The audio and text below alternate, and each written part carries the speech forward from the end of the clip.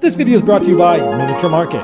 Thousands of board games, discounted prices, miniaturemarket.com. Hello my friends, it's the Game Boy Geek here. Today it's all about being silent and acting, and of course there's going to be tons of laughs anytime you've got some charade type activity going on.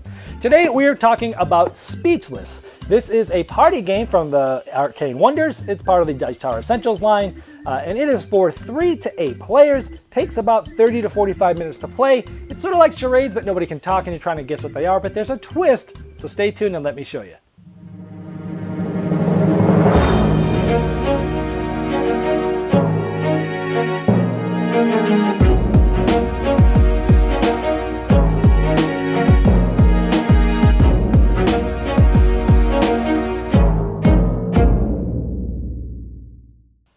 This game is multiple rounds, and each round there's one presenter who will be in front of everybody and will be secretly looking at these words. They'll be trying to get everybody else to guess these, but they cannot talk or make any noises. It's completely silent acting. The first 2 are going to be easy, this is why this is green. The second 2 medium yellow, and the last 2 are red hard. And so one player will be that presenter. These will be secret on one side of the table. Everybody else will be on the other side of the table. And as they're acting these clues out, since there's 6 words, 1, 2, 3, 4, 5, 6, they will be trying to guess these here. Now, I'm going to kind of show you how this goes. I'm going to act out one of these and get a piece of paper and pencil and see if you can guess which one. Now, when I'm ready to tell you a specific word, I will hold a number up. That means that's the number that I'm trying to get you to guess. So write down 1 through 6 on your notepad, and then let's go.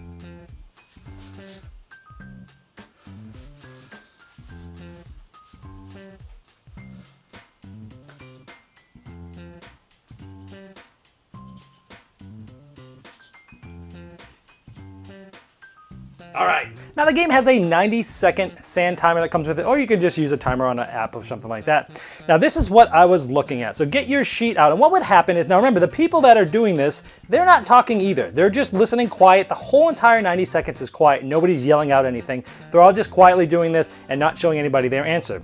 Now, I also forgot to mention, if I get to the end and I have more time, I can go back to one of these other ones and show you what number. Also, if I have more time, the people that are listening to me can also try to tell me which number to go back to. They can also nod yes or no, depending on whether they think they have it or not, to give me clues, but they're all non-verbal clues. The first one was jump. Did you get that? If so, you'd circle 2.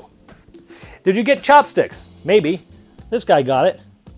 Now this one, typewriter. Now, typewriter is the full word, but I said type. This would not be good enough. Now, on the other way, if it was rhino and I said rhinoceros, as long as it contains part of the word, you're okay. In this case, I would not get it. But if at least one other person said type, both of those people would get 1 point because, hey, I did it so badly that more than one person thought I did that. That's that. Now, drink. I said it was stir, and this player said drink, but you know what? Somebody else said drink, as long as there's at least one other player. So you get points for being somewhat correct, even though you weren't exactly correct. I was so bad that other people got points. This next one was church. I didn't get it, and I said pray, but somebody else said pray. And then this one was feather. I was flying, then I pulled the feather out, and then I tried to tickle myself and laugh with it. I said flying, nobody else said flying, and it wasn't correct, so I get 0 points. So here I would get 2, 4, 5, 6, 7 points for this. Let's see, if that was Jim's, he would get 7 points. Now, the person who's doing it would get the points for however many exact correct ones. So whoever had the most correct. let's say somebody got 3 of them exactly correct, then I would get the points for getting 3 correct. In that case, it would have been 6. And you do that all the way now. Now, you play this for a certain amount of rounds depending on the number of players that are in the game. For example, with 3 players, everyone presents 3 times. 4 and 5 players, each one does twice. And 6 to 8 players, each one presents once at the game. And in the game, who has the most points is the winner. Now, I've played this with multiple groups, gamers, non-gamers, my party family, my family that loves party games, and everyone that I played this with, including me, enjoyed it. We thought it was fun, we thought it was engaging, and we liked it. That little twist on that charades mechanism where, hey, if he did it bad enough, everyone gets a point that said that, is pretty much the entire twist of this game. Otherwise, it's literally just charades, right? And it does feel more like a game than charades because of that. And I enjoyed it. I thought it was fun, and I can recommend it. However, I don't think it's one of the best party games that have come out lately or in a while, or even of this genre. Say, it's not a time's up killer, let's say, where you've got these silent clues and the game is just amazing. So I like it. It's good, but it's not going to be taking off the kings of any party games anytime shortly, I would say. So it is fun. It's good, but not the best thing I've ever played. So if you like charade type games and you don't have any, or you have some and you want something that has just a little bit of twist, this is definitely one to look into because it is a fun game.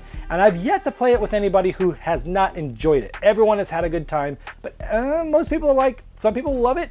My mom absolutely loved the game. But for me and most of the gamers, people are like, yeah, that was fun. That was good. And then you'd play Time's Up and everyone goes, that's special. And there's a difference. Good versus special. This is good. Not quite upper echelon, and that is speechless. This video was sponsored by Miniature Market's Review Corner. The Review Corner features podcasts, video, and written game reviews by gamers for gamers. Miniature Market, the online gaming superstore. Thousands of board games, discounted prices. Check them out at miniaturemarket.com. I'd like to thank each and every one of you for backing me on Kickstarter and making this season become a reality. I'd like to especially thank those here that have backed me at the credit level. Now, these video reviews are also available by audio on our podcast. It's the intros and the final thoughts on GameBoyGeek.com. Click podcast.